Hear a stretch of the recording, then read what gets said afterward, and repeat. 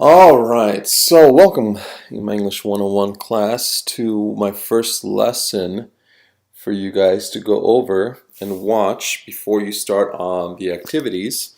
I just wanted to make a video so that you guys don't miss anything out even though you're online. So here's the first one, Intro to Rhetoric. I want you to please watch this video before we even start the main assignment, as this is the important theme of our class. It is going to be something that is going to follow you throughout the whole quarter and the summer session, and it's something that's going to be vital for you to understand so that you really understand why I'm assigning certain assignments, or I guess all assignments. So let's get into it. Intro to Rhetoric. Let's start this up here. So what is rhetoric? Oh, and by the way, before I go any further, this is the exact same PowerPoint that I use in my classes. Although you're taking this, this class online, it doesn't mean that you don't get the same exact lessons as you would as if you were, face to face. So I'm going to be using the same exact lesson plans here. So what is rhetoric? Getting back on topic. Some of you may understand this already. I've noticed that a lot of times, especially if you're recently out of high school, that they do cover rhetoric. They cover the main ideas of rhetoric. But I do also notice that they don't really go too much in depth. And that is what I'm going to be covering here in this lesson. So what is rhetoric? Think of it simply as using whatever means available to persuade, or the art of persuasion. In its most basic form, that is rhetoric, the art of persuasion. The thing about rhetoric, though, is that it's not just the art of persuasion, though, however. It's more than that, and you will hopefully start to understand that the further you go into my class. I like to think of rhetoric as the art of communication, the art of connection, being able to understand one another. And yes, persuasion is of course a part of it, but it's also about being able to make those connections so that we are able to understand each other. And we use rhetoric to do that. So another important part of rhetoric is of course the three appeals, or that's what makes rhetoric what it is. It came from Aristotle, a great philosopher, student of Plato, teacher of Alexander the Great. Not necessarily someone you really need to know for this class. Aristotle did a lot of great things, but the most important thing we need to know for this class is that he noticed a couple strategies when people talked about, or not talked about, but discussed with each other, or started communicating with each other, started connecting with each other. And these three strategies are ethos, the appeal to credibility, logos, the appeal to logic, and pathos, the appeal to emotion. So ethos, let us start with ethos. Ethos is credibility. People believe those who are respected. So the first thing to understand about ethos is that when you meet someone new, when they try to convince you about something or try to communicate, they're trying to set up their credibility. They're trying to come off as someone who's worth listening to, coming off, as it says here, as trustworthy. If your credibility isn't very strong, it makes it very hard for you to connect with that person or to have them believe you. This happens, of course, in writing. When you are writing something, how can you get your audience to understand that what you're writing is important? It isn't something that's just randomly made up. We, of course, can use sources. We can cite sources, and not just like any sources, but credible sources. Think of building your credibility on the credibility of others, and this will become more apparent as once we start working on our assignments and you get my feedback, and we will start looking at some more credible sources than just random stuff online. Anyways, ethos, the first of the three appeals. The second is logos, simply logic. Persuading someone using logic or logical appeals, factual evidence, using rational thought.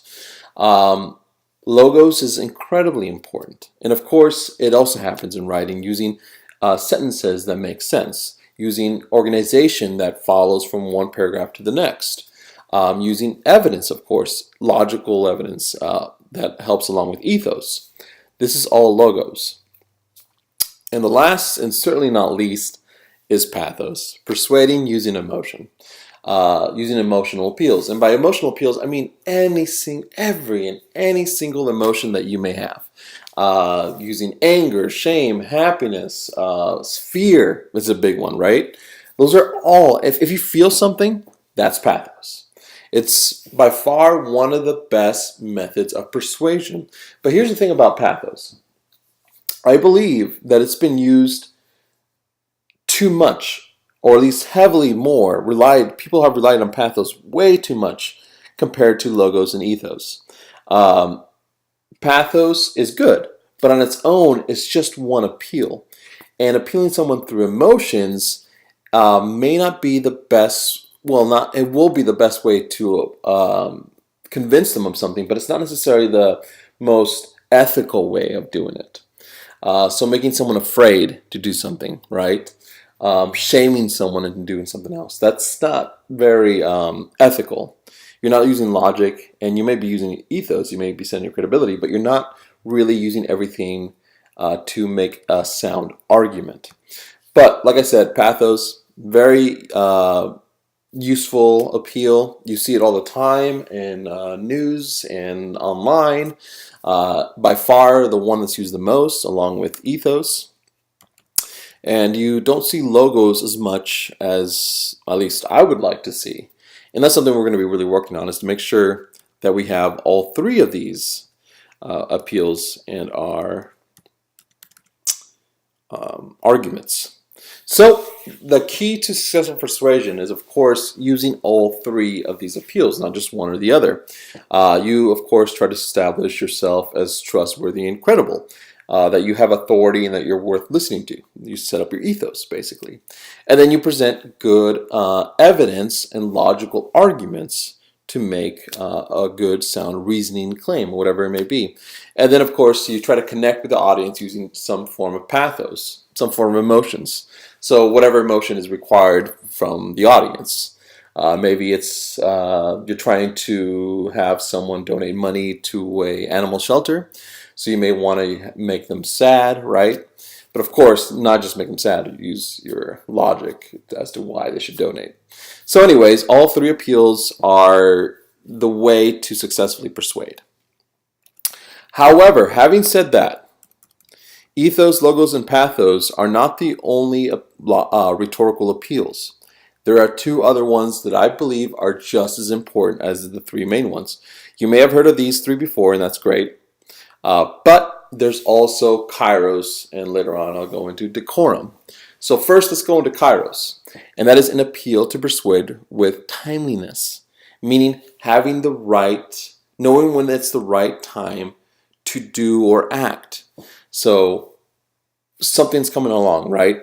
And you want to do a piece on why guns shouldn't be used in America, right? Let's just say you're against guns, right?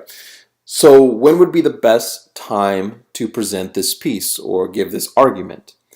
Maybe it's around now, right? After or after some kind of tragedy happens, which is inevitably happens a lot in America. So that would be the most opportune time to use this article or to make this argument as strong as possible. That's kairos, that's timing. Using the right time to strike, think of it that way, when the iron is hot. Another example I like to give is, no matter how old you are now, you were all kids once, right? So when you were kids and your guardians and your parents or whomever was taking care of you, maybe you needed money for something, right? Or maybe you needed a favor, like borrow a car or let you go spend a night with a friend, whatever. Did you ask, especially if it was a money thing, did you ask your parents right after they got off work for money? $5, $10, right? Why would that have been a bad idea? Probably because they're tired, right? They probably worked really hard. They just want to relax and go home. They don't want to just give money that they just was so hard for them to earn in the first place, right? But maybe it's better to ask them on the weekend, because in the weekend, well, maybe they're more relaxed. They didn't go to work. They've had a coffee or maybe other beverages that helped them loosen up. Whatever the case, you knew as a child of this parent when was a good time to ask for a favor. And maybe that Saturday evening, that was the moment. Dad, could I borrow the car? Mom, could I have $10? Whatever, right? That's timing. You know this already. You've done this all your life. Now you just need to do it in a more rhetorical fashion. So here's some more examples saying genuine congratulations when someone graduates versus saying it when they fail. That's just, pretty obvious. And of course, just like the example I gave you earlier, waiting for your parents to be in a good mood to ask them for something. Here's an example in writing. So let me read this to you real quick. Dear Mother and Dad, it has been 3 months since I left for college. I've been remiss in writing this, and I'm very sorry for my thoughtlessness in not having written before. I will bring you up to date now, but before you read on, please sit down. You're not to read any further unless you're sitting down, okay? Well then, I am getting along pretty well now. The skull fracture and concussion I got when I jumped out the window of my dormitory when it caught fire shortly after my arrival are pretty well healed now. I only get the sick headaches once a day. Yes, Mother and Dad, I am pregnant. I know how much you are looking forward to being grandparents, and I know that you will welcome the baby and give it the love and devotion and tender care you gave me when I was a child. Now that I've brought you up to date, I want to tell you that there's no dormitory fire. I do not have a concussion or skull fracture. I was not in the hospital. I am not pregnant. I am not engaged. I do not have syphilis, and there's no man in my life. However, I am getting a D in history and F in science, and I want you to see those marks in the proper perspective. Your loving daughter. So what does she do here? You'll notice that the big thing, of course, the big reveal was that she was failing history and she was failing science and history. She was getting a D. That was the big thing. But she set it up in a way that through timing, it wasn't that big of a deal as it could have been, right? Imagine if she started this letter by saying, Dear Mom and Dad, I have a D in history and an F in science. Sorry, right? They'd be, mad. They'd be at least a lot more mad than they probably are here because she set up the context, right? She set up all these things that could have happened to her that were negative, right? Getting pregnant, going through a window of a dormitory fire, getting hurt, whatever. And then after all that, she tells them the truth, right? None of that really happened. I'm just, not doing so hot in school. You know what? In the grand scheme of things, it's not so bad. You could just retake the classes. It's not that big of a deal. But had she started with that, that's her whole world now. Their parents might have been upset, right? So in this sense, she was able to soften the blow, right? Now, this could work if her parents had a sense of humor, right? Some parents might have made this worse, or she could have made this worse if her parents had kind of got upset that she kind of tried to soften the blow in this way. It just depends on your audience, and that's another thing we're going to be talking about later on. But anyways, here's an example of kairos in writing, just something to keep in mind. All right, so the fifth and truly last one is decorum, or the rhetorical situation. Think of it, as it says here, the suitable way of presenting something for the given circumstances. It's the way you behave or using proper etiquette to fit into your surroundings. The problem is with decorum is that sometimes you don't understand what the right etiquette or rules of etiquette are until you break them, and that can be unfortunate in certain circumstances. So let me tell you a story that happened to me a long time ago when I was a teenager. Or even younger then, a friend asked me to go to his house, and hang out and all that other stuff. And he also asked me to eat dinner with his family. Perfectly fine. So we all went on the table. Everybody got their meal. And then the meal was served in front of me. I began to eat, as is customary, because as soon as something's served to me, I just, start scarfing down. Everybody else began to pray. So, how did that make me look? Like a savage, I guess, right? Like I had no manners or no sense of decency. But how was I to know? I guess I could have waited longer, but I was hungry. I wanted to eat. I figured no one else. I had no idea that people really prayed before they started to eat. I'm not really religious myself, but I mean, it came off as bad, right? Even if I'm not religious, it's still their home. They're offering their meal. I need to respect the rules of the household, right? But again, I couldn't know unless I saw it first, and I saw it firsthand. And that's decorum in a nutshell. Is understanding what is surrounding you in a given situation, and it's not always acting proper. Always acting like you're at a ball or something, right? Like a dance ball. No, it's acting appropriately in a given situation. So if you're with friends, right, just hanging out, you're not going to act as if you were at work, right? You're not going to act all stiff and stressed out or whatever it is that you're acting at work. You should at least relax, be with them, right? Talk normally like you would want to talk. Because if you weren't, they're going to say, why are you acting that way? Why are you acting all weird, right? Because you're not acting in the proper decorum. That's the idea, is acting appropriately given your situation. So some examples, of course, is with certain audiences, kids versus adult. By that I mean, say you have a beer commercial, right? Pretty normal to have it like in a channel like ESPN, right? Pretty normal like that. What would you happen if you had a beer commercial in like Nickelodeon or Disney? That would cause some issues, right? Because they'd be breaking the decorum. Why are you trying to sell beer to kids? And same thing with adults, right? Maybe it's not the best idea to try to sell toys on ESPN, right? Or Spike Television or whatever it is. Because not a lot of kids are there and it doesn't quite make sense. That's the idea. The same thing here with showing certain commercials during the day versus night, right? You get certain commercials and you might get more adult commercials at night. So there might be more selling of beer commercials or what have you, right? That's decorum. So those are the 5 rhetorical appeals, and those are the appeals that you really need to pay attention to when it comes to rhetoric. Ethos, the appeal to credibility; logos, appeal to logic; and pathos, the appeal to emotion. And of course, the other 2 that I present in this class that might be new to you, since the only 3 that are really taught are these 3, which of course are kairos, the appeal to timing; and decorum, the rhetorical situation.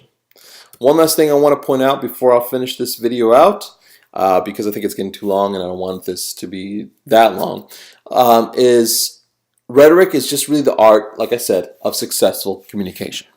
It's the art of being able to connect. And honestly, all rhetoric is someone saying something to somebody else.